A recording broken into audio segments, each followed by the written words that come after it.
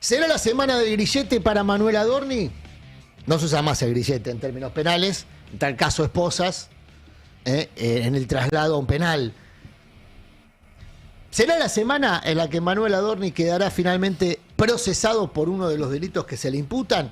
No es el delito principal, no es la causa principal, pero publica el diario Clarín, muy interesado en el desarrollo de este expediente, por razones no vinculadas con la honestidad, digamos, ¿no?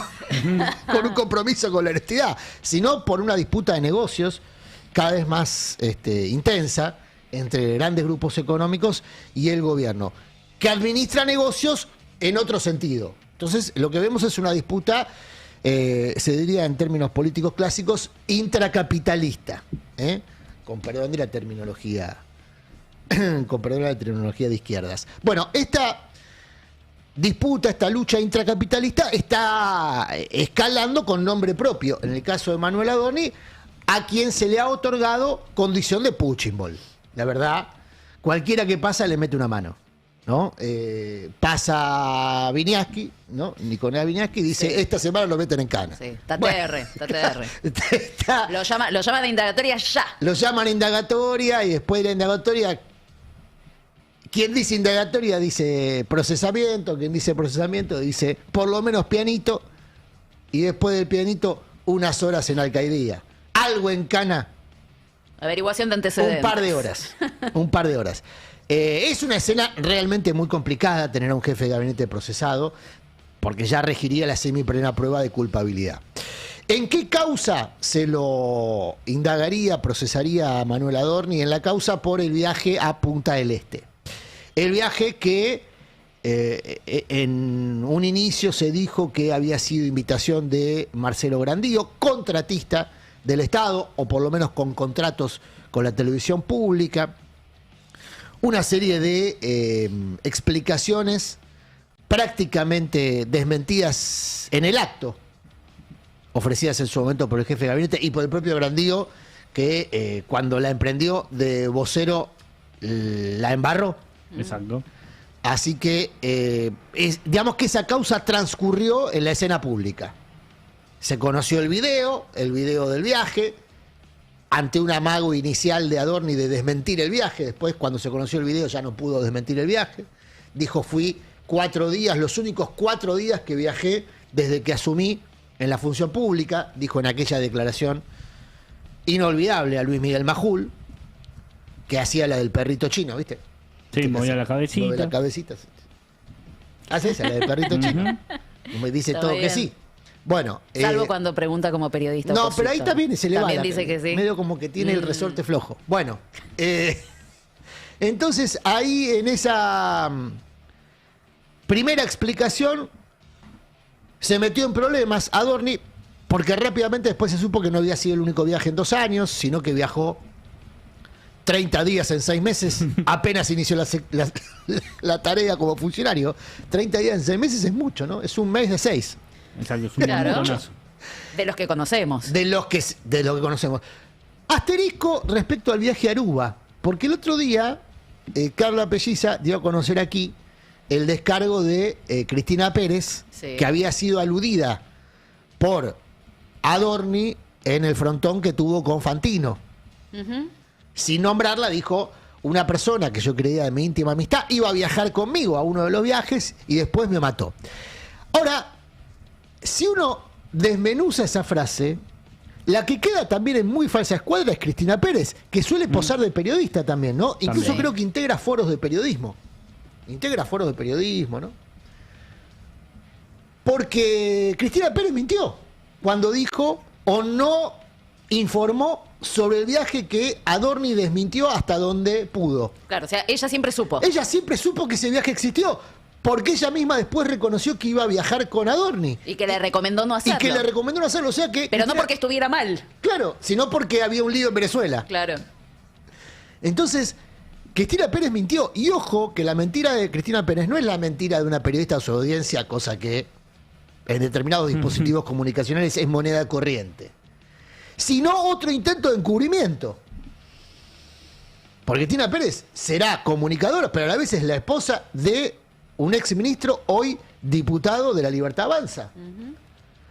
Por lo tanto, es cierto, no fue citada a declarar, tampoco fue citado a declarar Petri, pero podrían ser citados a declarar y tendrían que decir verdad. Si son citados a declarar como testigos en el caso del viaje a Aruba, que esa es la causa por enriquecimiento ilícito, la causa más pesada. Tengo para mí que la van a citar a declarar. ¿Sí? Sí. Y claro, porque ella dijo, yo sé los pormenores de ese viaje, iba a viajar con ellos y después nos bajamos. Sí. Claro. Es una invitación a que llamarte. Bueno, claro. como fue, ¿cuánto salía el viaje? Si bien en la causa ya hay constancias enviadas por la agencia de turismo, por los dos hoteles que usaron los Adorni en Aruba, uno para pasar fin de año, otro para transcurrir esos casi 15 días de vacaciones en el fin de año del 24 al 25. Pero tengo para mí que la van a citar también a Cristina Pérez y a Petri, porque Adorni dijo, creo que hasta sacaron los pasajes. Llegaron a sacar los pasajes. ¿Aquello de Adorni fue una amenaza cifrada? Hubo varias este fin de semana, varias intervenciones o intervenciones recientes o intervenciones antiguas del propio Adorni que son interpretadas con mensajes cifrados al resto del gabinete. Mensajes del tipo, si caigo yo, hablo. A Fantino dijo, voy a hablar y mucho. Sí. Voy a hablar y mucho. Voy a escribir muchos libros. Voy a escribir muchos libros, pero después dijo, voy a hablar mucho. Uno habla cuando está en situación judicial, por ejemplo, ¿no? De Sí. ser testigo, ser indagado o ser arrepentido. ¿Puede ser Adorni el primer arrepentido de la corrupción M? ¿Por qué digo esto? Porque este fin de semana pasaron tres cosas muy, muy, muy importantes. No solamente en las causas judiciales, nuevas evidencias, sino sobre todo pasaron cosas muy importantes en el entorno de poder. Una de las cosas que ocurrió este fin de semana. Se conoció que el gobierno va a mandar una nueva tanda de jueces, de candidatos a ser nombrados jueces en esta gestión.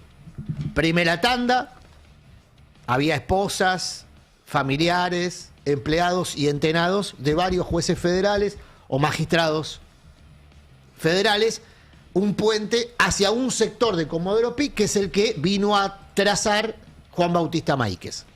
Claro, la sola presencia de Juan Bautista Máiquez, por un lado, alfombró el vínculo con un sector de Comodoro Pi, pero minó otro vínculo con otro sector, otro puente con otro sector, por ejemplo, el que incluye al juez Ariel Lijo.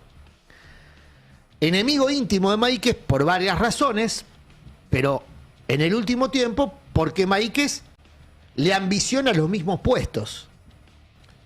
Lijo, después del intento fallido de ser nombrado ministro de la Corte, aspiraba a ser Procurador General de la Nación. El mismo puesto ambiciona Juan Bautista Máiquez, que viene de ser Procurador General de la Ciudad de Buenos Aires, lugar del que se tomó licencia, que es lo que había intentado también hacer Lijo cuando lo nombraron por decreto en la Corte. Lijo aceptó el nombramiento por decreto, en una ilegalidad manifiesta, pero quería además mantener el conchavo latente en el juzgado federal. Entonces pidió que la Corte determinara si él podía tomarse licencia como juez federal para estar en comisión en la Corte. Claro, pasa que el tipo sabía que estaba siendo nombrado de forma muy irregular en la corte, ¿eh? Sí. Y que eso se podía caer. Entonces dijo, quiero mantener el un trabajo conchavo. de seguro, claro. El único fallo que firmó el otro nombrado por decreto, García Mansilla, fue en contra del hijo. Después se tuvo que ir García Mansilla, pero firmó un fallo. Fue el fallo de la Corte en el que García Mansilla y otros más, que es muy importante recordar quiénes fueron. Es muy importante porque ahora voy a contar cómo viene esta guerra. Dijeron no, Lijo no puede asumir en la Corte si no renuncia al puesto de juzgado federal. ¿Y qué dijo Lijo? Pará, tengo un montón de gastos, tengo Tengo el Aras, tengo los caballos, tengo una vida. Claro. Tengo que invitar a gobernadores a mi casa a festejar su cumpleaños. Claro. Todo eso cuesta plata. Yo no puedo poner en riesgo mi fuente de ingresos. Se bien. escucharon las risas hasta acá. Cuando dijo eso, no puedo poner en peligro mi fuente de ingresos, se escucharon. Creo que en Alaska estaba gente diciendo, ¿esas risas de dónde vienen? Nadie cree que, por supuesto, el señor Lijo tiene una sola fuente de ingresos, ¿no? Y no. De hecho, tiene varias sociedades. Su hermano, operador judicial muy conocido. Bueno, entonces el Lijo finalmente no fue nombrado a instancias de un fallo de la Corte que le impidió el paso. Todos recordamos, porque fue interesante ver cómo García Mansilla, nombrado por decreto, le negaba el paso al otro negado por decreto. Pero no fue el único que firmó ese fallo. Ese fallo fue firmado por el presidente de la Corte, Rosati. El fallo fue firmado además por Rosenkrantz, el juez de Clarín, de Techín, de la Asociación Empresaria Argentina. ¿Y saben quién de casualidad estaba ausente? ¿Quién? Ricardo Lorenzetti. ¿Y por mirá. qué? Estaba de viaje. Y bueno, Lo Justo. engancharon justo. Me agarra yéndome. Lo engancharon justo de viaje.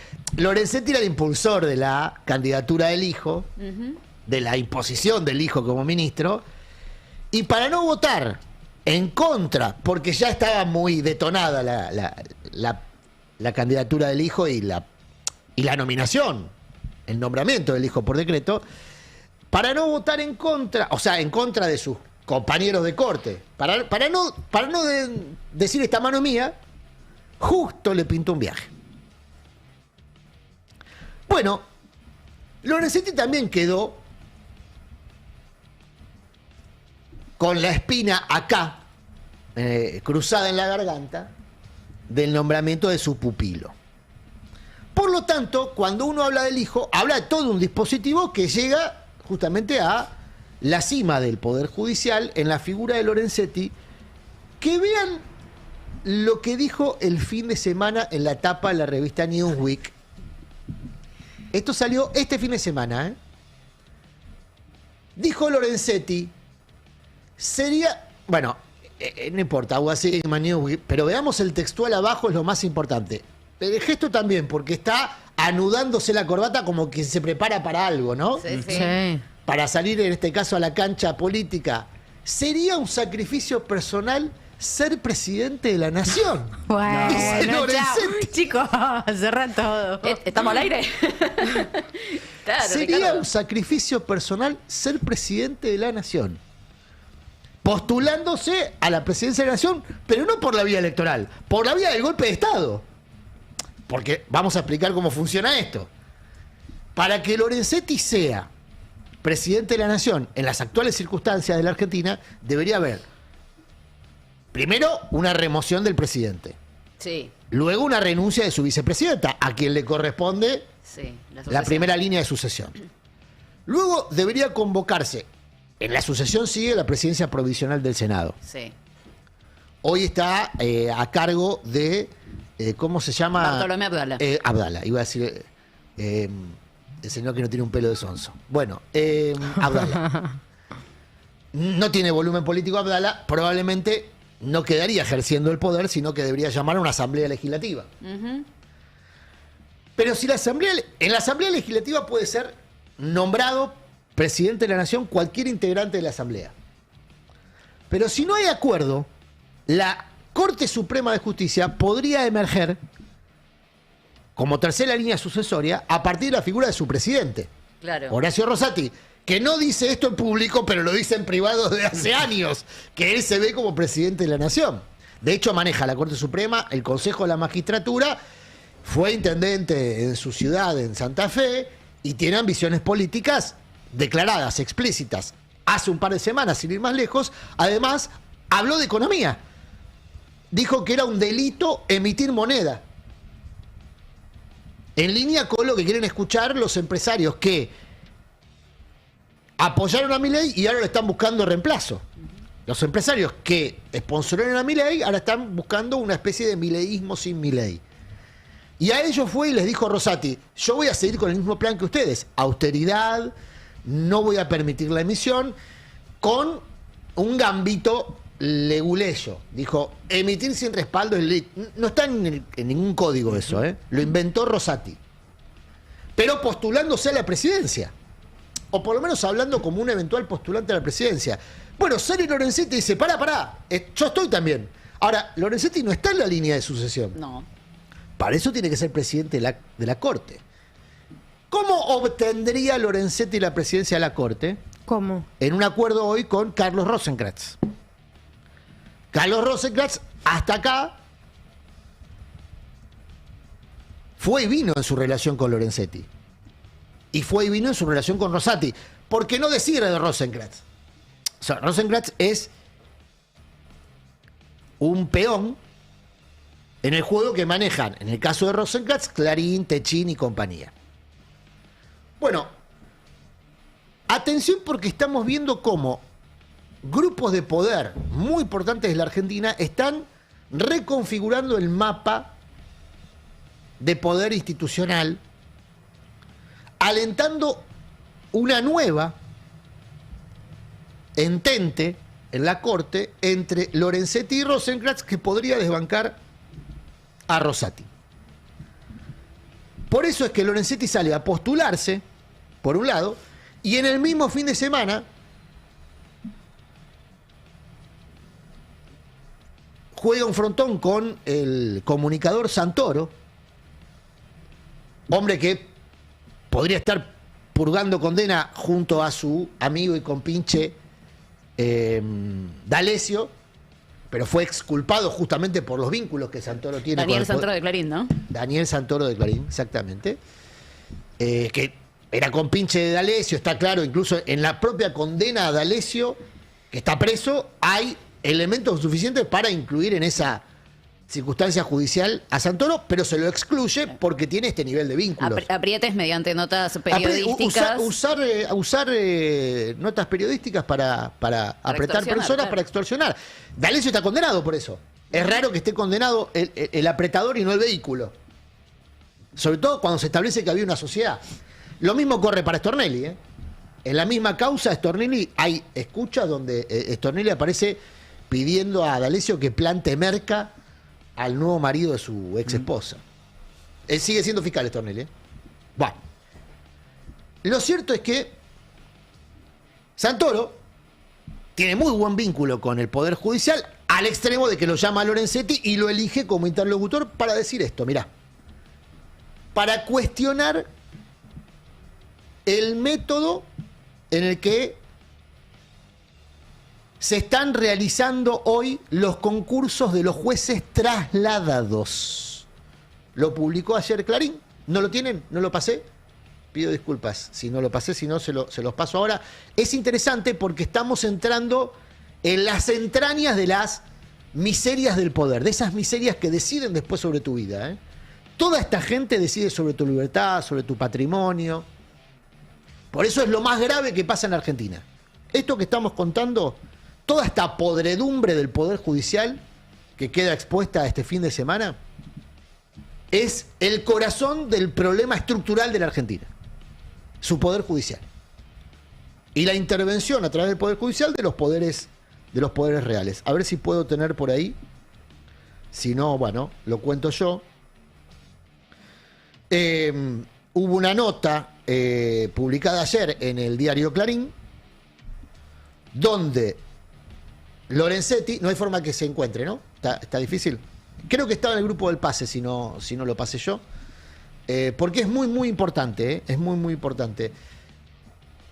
Lorenzetti dice que está en desacuerdo con el método que hoy instruye el propio Rosati para pasar a concurso a algunos de los camaristas que fueron o obtuvieron ese cargo en traslados del juzgado en el que estaban a otro juzgado o a una posición de cámara. Y menciona 2 o 3 casos particulares: Bruglia, Bertuzzi, conocidos por en su momento participar del lawfare contra Cristina y contra funcionarios del gobierno de Cristina, y porque fueron trasladados durante el gobierno de Mauricio Macri. En ese gobierno, en el gobierno de Mauricio Macri, había una mesa judicial que instruía esa persecución y muchos de los movimientos judiciales que ahora Rosati pretende desarmar, no para ir a una justicia mejor, está claro, porque el mismo Rosati está empoderando a Coco Maíquez. Es decir, lo que estamos viendo es que Juan Bautista Maíquez, que en su momento integraba la mesa judicial de Macri, junto, por ejemplo, a Julio César Zaguer, uno de los dueños de la Nación, o a Pepín Rodríguez Simón, que estuvo prófugo, ¿cuánto? 4 años en Uruguay, ¿no? Sí. 4 años prófugo en Uruguay. Daniel Angelici, expresidente de Boca, hombre muy poderoso en la justicia de la ciudad, que tiene vínculos muy estrechos con sectores del peronismo de la ciudad, con quienes se reparten cargos ejecutivos, legislativos y judiciales. Esa mesa en su momento había dispuesto el traslado de algunos jueces serviciales que a cambio de esa nueva posición de poder ejecutaron la persecución a opositores, entre otras cosas. También el salvataje a los propios.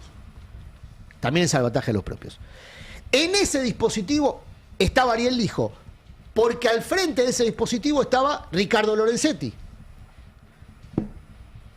padrino además de Martín Irursun, el autor de una doctrina que lleva su nombre, que dice que todo aquel que fue funcionario tiene un poder residual, por lo tanto, puede entorpecer la marcha de una causa. Bueno, vemos cómo entonces Maíquez, que en su momento era aliado o parte de ese dispositivo, ahora está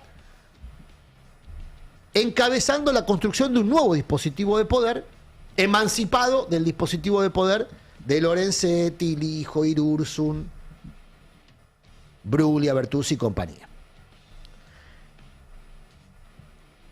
En acuerdo con Horacio Rosati, el actual presidente de la Corte, que pretende sostenerse en el poder justamente con esta alianza que establece con Juan Bautista Maíquez y el impulso del patriarca de los Maíquez, Coco Maíquez, para una nueva temporada, 5 años más de mandato. Eso es lo que está de fondo de la aceleración que le mete el hijo a la causa de Adorni. ¿Esto significa que Adorni sea inocente? De ninguna manera.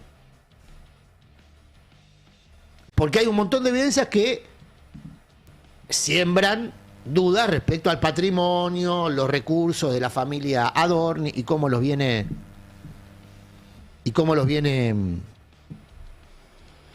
trabajando. Pero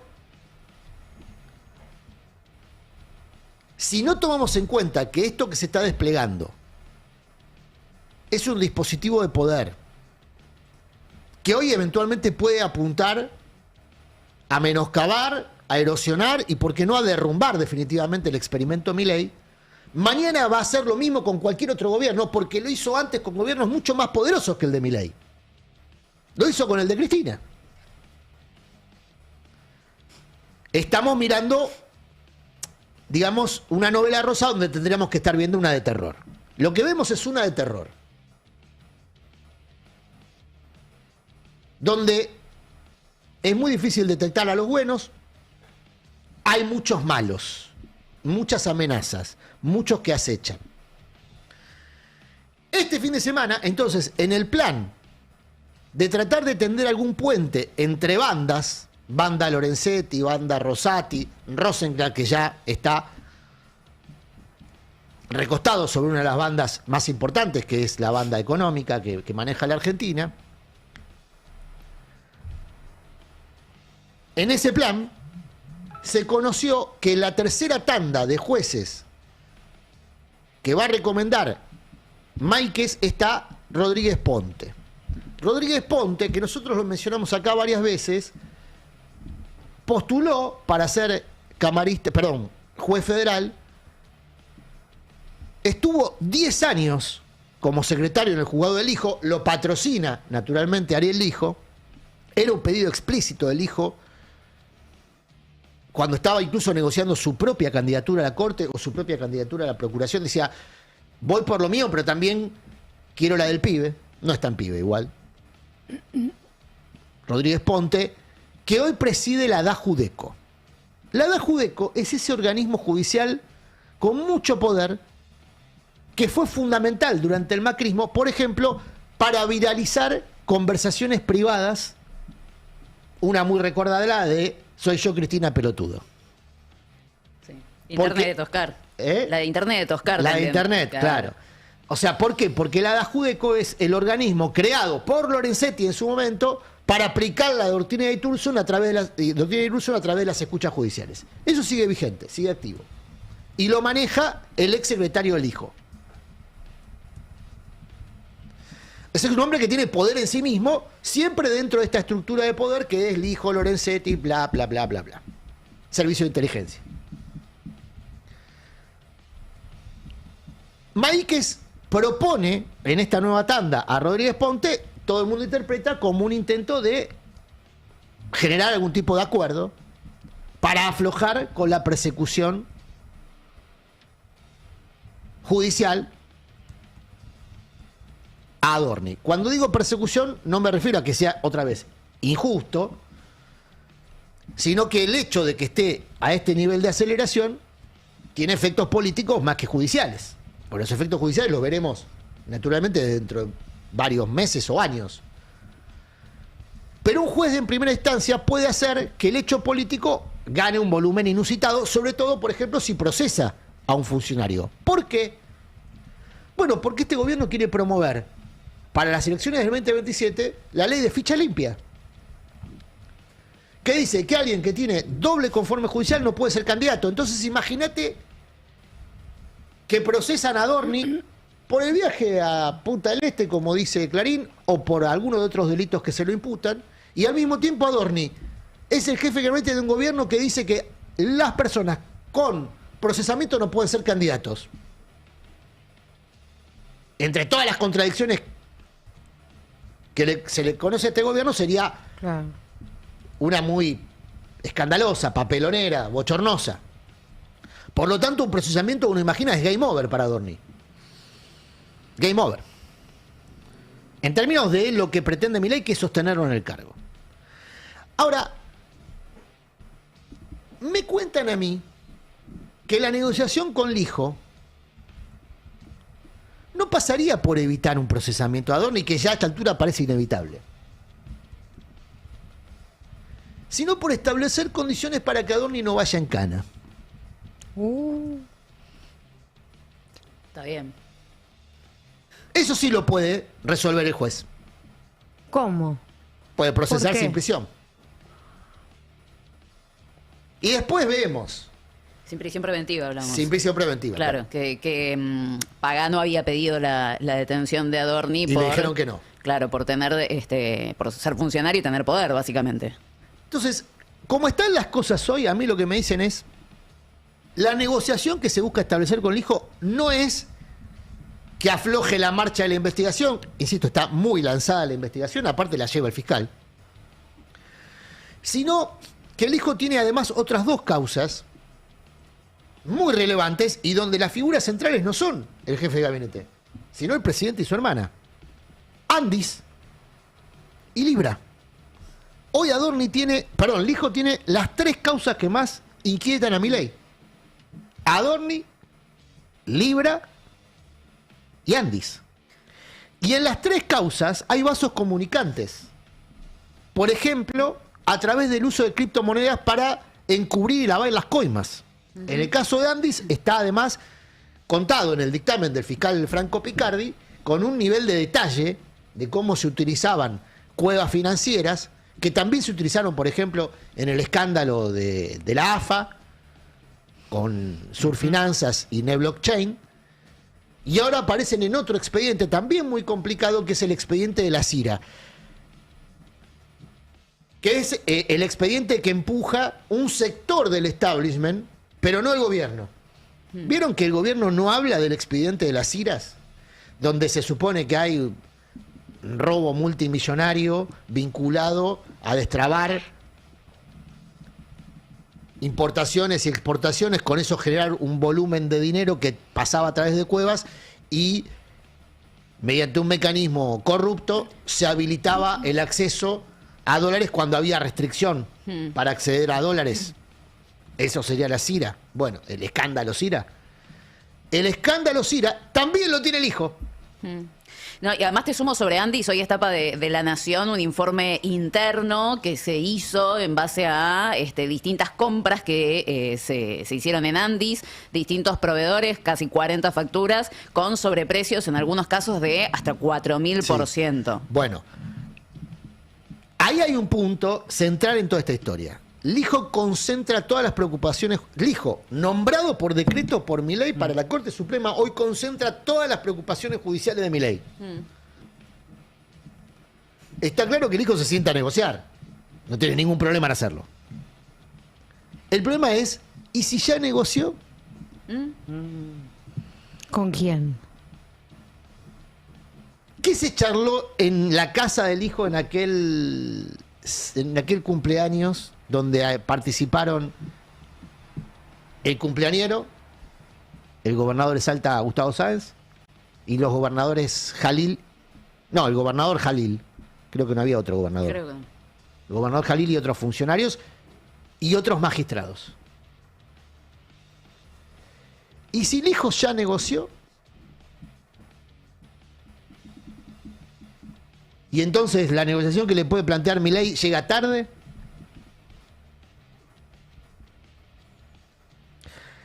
Y si lo que dice Lorenzetti no es una expresión de deseo, sino un proyecto, cuando dice sería un sacrificio personal ser presidente de la nación, un proyecto en el que está naturalmente embarcado el Juelijo. Todo esto, ojo, yo lo cuento y hay quien puede escuchar del otro lado la victimización del gobierno. Para nada, el gobierno es coautor de todo este desastre, ¿eh? Al nombrarlo a Maíquez, antes al nombrarlo a Cunioli Barona, que vino a hacer lo mismo que Maíquez, pero con menos poder, y sobre todo al haber sido tan feroz en la rapiña.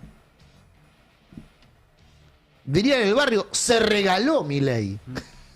Se regaló. Si está a tiro de apriete judicial, es porque se regaló. Se emocionó, la vio toda ahí y dijo... La vio toda junta y se emocionó. Claro. La vio toda junta y se emocionó. Entonces Milei hoy está regalado, y es lo que considera el Círculo Rojo, por sus propias acciones, tanto en la rapiña como en el mamarracho judicial. Esos acuerdos que le fueron proponiendo y él firmó. Y quien mejor olfatea todo esto es Patricia Bullrich, que hoy, a través de Clarín, y con esto cierro, le presenta un pliego de condiciones. Yo esto se lo vi a La Nación en la pluma de José Escribano, cuando José Escribano escribió un pliego de condiciones para Néstor Kirchner. Apenas asumido Néstor Kirchner, había asumido con muy poco poder porque había sacado 25% de los votos. Un poquito más, un poquito menos. Menos. Bueno, 24, por ahí. Ahí José Escribano le extendió un pliego de condiciones en las páginas del Diario de la Nación. Hoy Patricia Bullrich le escribe su pliego de condiciones al gobierno a través de Clarín. Míralo, los puntos que le exige, los 5 puntos creo que son, los 7.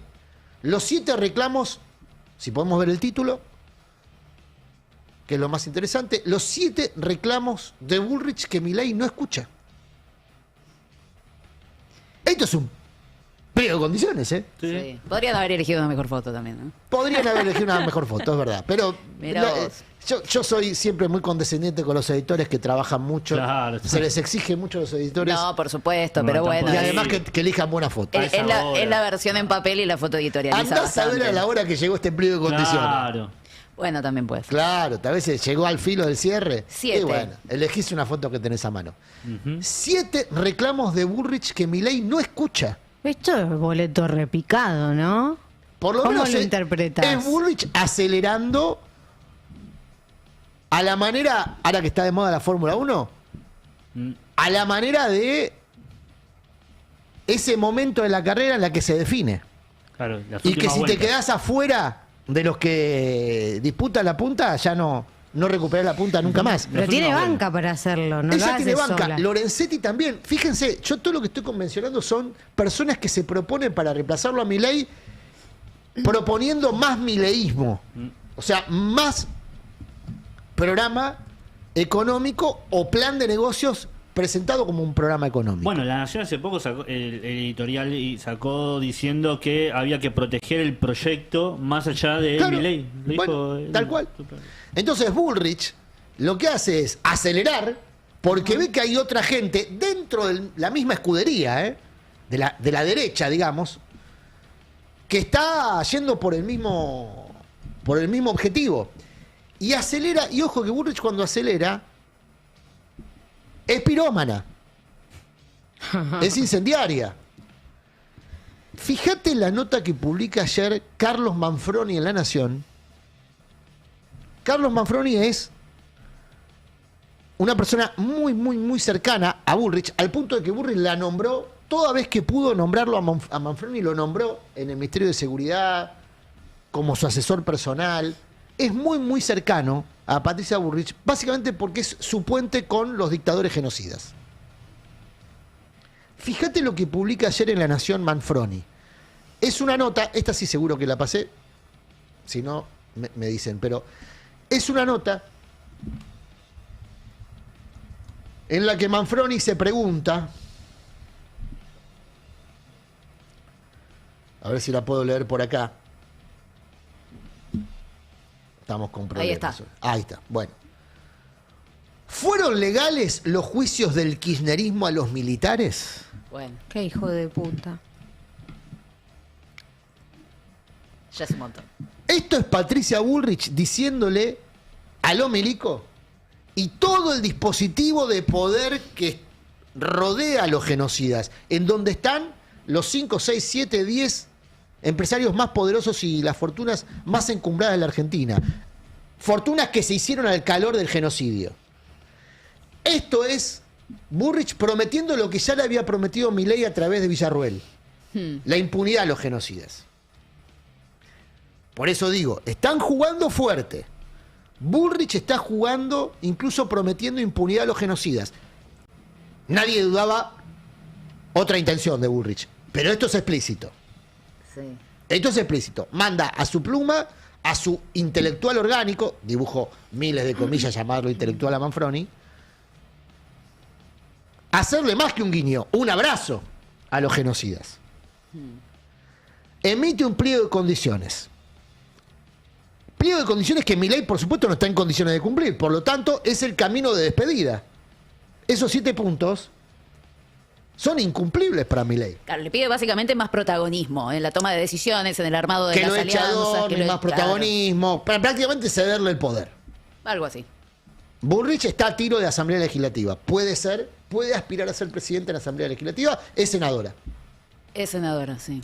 Es una Asamblea Legislativa, la Asamblea Legislativa tendría que elegirla. Para eso tendría que haber un acuerdo con el peronismo. ¿Y el peronismo en qué anda? El peronismo ayer Silencio. debatió durante todo el día las palabras de Teresa García, senadora de la provincia de Buenos Aires, cristinista, que dijo que el próximo presidente del peronismo tendría que asumir, renunciar, indultar a Cristina, renunciar y permitir un nuevo proceso electoral con Cristina libre. Es decir, la gran cámpora Perón. Sí. Eso es lo que propuso ayer Teresa García.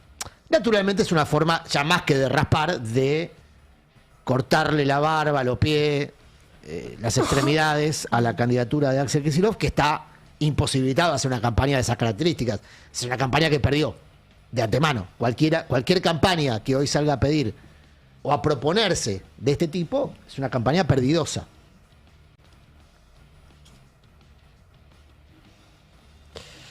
Al mismo tiempo, lo que se le busca imponer a Axel Kicillof es que Kicillof diga lo que no verbaliza, que es que él indultaría a Cristina. Cristina quiere ser Bueno, indultada. ya a esta altura no tengo ninguna idea de Cristina quiere, porque todos los que hablan por Cristina dicen eso. Todos. Máximo, Pero no sería Teresa. convalidar todo Bueno, un pero yo ya- proceso a ver, judicial que es Cristina mañana puede totalmente salir a ilegal. decir que ella no quiere, pero todos los que hablan por ella, que son todos estos que estoy mencionando, dicen que sí quiere. Entonces uno tiene que colegir que sí quiere.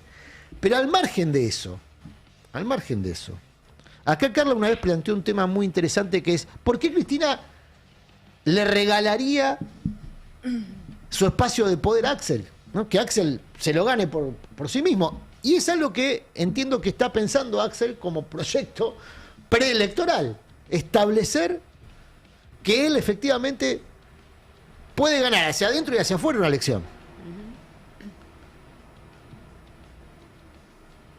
Hoy el peronismo está discutiendo los términos de su liderazgo. Para mí, otra vez en términos de Fórmula 1, si no se apura, cuando salga a pista, todos los demás van a estar 6, 7, 8, 10 vueltas adelante. ¿Eh? Porque fíjate en lo que están todos los demás. Sí, pasa que a veces se le tiene mucho miedo, ¿no? También a esas confrontaciones, digo, no sé la dirigencia, pero cada vez que hay peleas de este estilo que me parecen completamente saludables, sobre todo cuando vos tenés a Cristina viva, presa, proscripta, y es una figura claramente determinante en la política nacional y dentro del peronismo, y ella juega, pero cada vez que se discute algo es como, ¿cómo puede ser? El peronismo está discutiendo. Y sí, ¿qué van a hacer? ¿Van a jugar al juego de la boca? Yo digo que están discutiendo hace 3, 4, 5 años. En algún momento hay que emprender la solución. Porque si vos no podés solucionar la interna, mucho menos vas a poder solucionar la vida de las personas. Y me pongo en el lugar de un votante no consustanciado con el devenir de la política, no digo no interesado, pero que tiene sus propios problemas, sus propias urgencias y no puede estar siguiendo el minuto a minuto de el debate interno. Si esta gente no puede tramitar una discusión interna y no puede resolver una discusión interna, mucho menos va a resolver mi problema. Y claro. Nadie está resolviendo hoy discusiones internas. Preguntar a la Libertad Avanza y el PRO también. No, por eso digo. Bueno, Karina y Caputo. Le dedicamos casi 50 minutos a hablar de la interna de la Libertad Avanza, la derecha, cómo la derecha está tramitando una sucesión de Milei. Lo que yo veo es que están por ahora, varios metros adelantados y pueden sacarle 2, 3, 4 vueltas en la disputa de poder de Palacio, institucional. Todo esto transcurre sin el voto.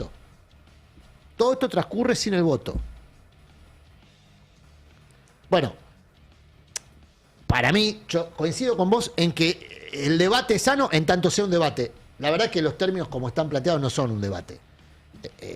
Son más agresiones personales incluso que otra cosa. No hay un debate de ideas programático. Yo no lo escuché. ¿Vos lo escuchaste? Públicamente no. Entiendo Vale. que hay muchísimas reuniones y discusiones internas convocadas Todas de por el Palacio. PJ, por el partido. Sí, hay todas de Palacio, encuentros ¿no? constantes, sí. De quién tiene más posición de poder, quién menos. No, cuestiones programáticas con ejes Sí, temáticos sí, de sí. discusión dentro de la institución. Pero vos te Partido referís a Justicialista. esos cuadros técnicos que se juntan de tanto en tanto. Todas las semanas hay Sí. reuniones de debate. Sí. Pero no son no define liderazgo, digamos. Yo no, No, la no define veo liderazgo. hacia la afuera. Claro. A mí No me define. pasa que, y eso que a mí me interesa, la política, la interna, la roja, lo que sea, pero cuando veo estas discusiones digo, bueno, primero viven en una nube de pedo lejana a todo lo que le pasa a las personas comunes y hoy veía, por ejemplo, que va a aumentar casi el 90% el transporte y los trenes. Y a mí nadie me van a dijo cómo. reducir la frecuencia. Y a mí, ¿quién me está hablando de eso? Claro, a mí nadie me está diciendo ¿quién eso. está interpelando al ciudadano que todos los días tiene todo bien con las discusiones programáticas que tengan hacia adentro, en el partido, donde sea? Pero digo, ¿y eso? ¿Dónde me estás hablando a mí? ¿Dónde le estás hablando a las personas que a las 5 de la mañana se toman el colectivo para ir todos los días a laburar para sobrevivir? Ni siquiera para tener ni eso, te diría, porque no llega ni a fin de mes. Es una gastada. Claro. Te sentís un pelotudo. Para cerrar, si me permiten, Sí. después reabrimos la discusión porque me parece muy interesante. Quiero cerrar con un gráfico. Es un gráfico hecho por la Oficina de Presupuesto del Congreso. Es una oficina pública que sigue el devengado, es decir, la inversión pública o la desinversión pública según lo que gasta el Estado. Cuando ustedes se pregunten por qué la estoy pasando tan mal, bueno, este gráfico lo explica perfectamente. El Estado solo gasta y gasta mucho en 2 ítems, o aumentó el gasto y mucho en 2 ítems. 106% aumentó el subsidio a la energía. ¿Sabes por qué? Porque Milei no te dolarizó los salarios, pero te dolarizó la nafta. Por lo tanto, te rompió el orto por duplicado. Porque te licuó los salarios con la mega devaluación de su primer mes de gobierno y después te aumentó costos fijos. Claro, eso obliga para que el nivel de pobreza e indigencia no sea prácticamente absoluto en la Argentina, obliga al Estado a mantener algún nivel de subsidio a la energía. Un nivel muy importante. Porque claro, con la guerra y demás, subió 106%. Y fíjate el otro gasto que crece y mucho. El de pago de intereses de la deuda. Que es el negocio de Toto Caputo. Si el gobierno no mantuviese en línea los pagos de intereses, Caputo no podría recurrir al endeudamiento con organismos multilaterales o con los argentinos y argentinas, porque no tendría un mango para hacer su carry trade, que es su negocio. Ahí es donde gasta el gobierno de Javier Milei. Fíjate toda la línea de abajo, es todo donde se aplica el ajuste para que esa plata que te falta a vos vaya a esos 2 ítems. Cayó 40% de otros subsidios. Me voy a detener en un par. Prestaciones al PAMI, casi 30%. Le quitó a los jubilados que se atienden en el PAMI. 30%. 38% cayó la transferencia a provincias. 29, casi 30% también el subsidio al transporte. 19% cayó el gasto capital. Eso es obra pública que no se hizo. Fíjate un poquito más abajo. Jubilaciones, 23% le sacó. Otros programas sociales, 28%. Esos últimos 4 o 5 ítems resume lo que nosotros hemos llamado acá crueldad, violencia social.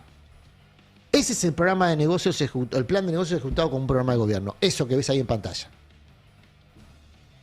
Un gobierno que reduce, le quita, ajusta, le pasa a motosierra a los que más necesitan para que Caputo haga su negocio de carry trade y para que Adorni y compañía negocien hoy su libertad individual después de habérsela llevado en pala. Ese es el gobierno de Milei. Bueno, si esto te parece malo, hay gente trabajando para que venga una opción peor. Estas son nuestras verdades afiladas y vamos hasta las 2 de la tarde. El Destape 1070. El Destape 1070. Radio y punto.